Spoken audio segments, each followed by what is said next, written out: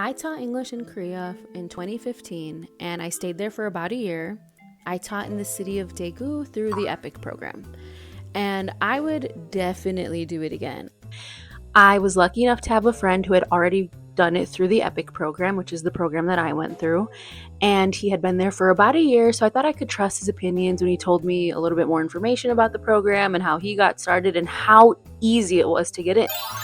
Now, this was then, so I can't really speak to how it is now, but I'm guessing it's not too dissimilar because it was a really easy job and it was a really necessary job, so there's that. I decided to go for reasons. One, I was and still kind of am pursuing a job in television, and I knew that once you get that ball rolling, it's going to be really hard to stop. Like, if you can get a job in the industry, which I can talk about another time, and keep it going, like, that is going to be a point where you're not going to want to leave. You're not going to want to stop. So I was like, you know what? I've always wanted to live in another country. I've always wanted to be immersed in a different culture. I want to make money while doing it. And I don't want it to be a place that's super expensive. Like, I definitely wanted to be like, oh my God, look at all this food I got for $1 back home, right? And home for me is the States. So I thought about it, and in addition to the fact that my mom was obsessed with K-dramas at the time and had them on all the time, she was teaching herself Korean. I feel like throughout osmosis, I kind of started to really get the Korea vibe, and it was one of the only programs that had the easier way to get in because you didn't have to have experience. Like, I never was a teacher. I had never taught English or tutored English even before I got there. You just needed to be a native English speaker.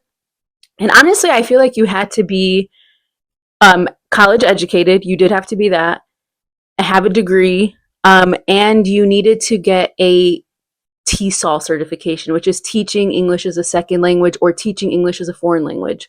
They're basically the same thing. The EPIC program is one of the few programs where that's pretty much the only barrier of entry. Other places, you need to have a degree in teaching, or you need to have a teaching certification, or you need to have already taught, or you need to have already... I also ran an arts and crafts club for them. We had a Harry Potter summer camp. I mean, again, it was such a cool, unique experience. I highly recommend, well, I think everyone should live in another country if you have the opportunity.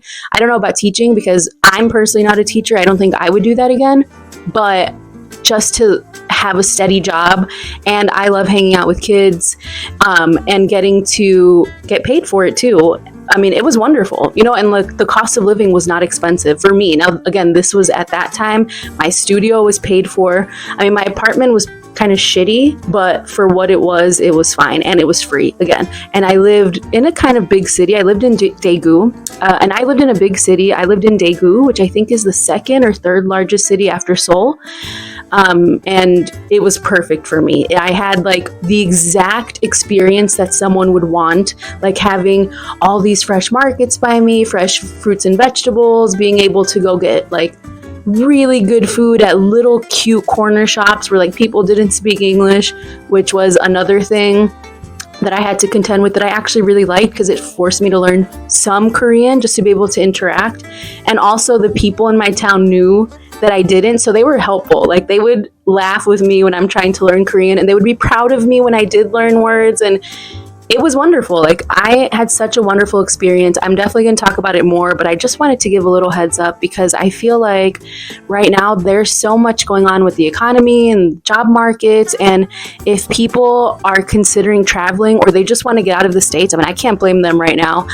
I just think it'd be really cool to consider that option. Also, South Korea is a wonderful country. There's wonderfully kind people there. It's beautiful. There's so much culture. There's so much history. I was never bored. Honestly, I didn't even travel too much outside of Korea at the time. I went to Bali and maybe one other place, but I was very content with the lifestyle that I lived there, and I would 100% do it again. So I'm going to talk a little bit more about that, but if anyone has any questions, seriously, please let me know. I had such a unique experience in Korea because one of my coworkers was pretty awful.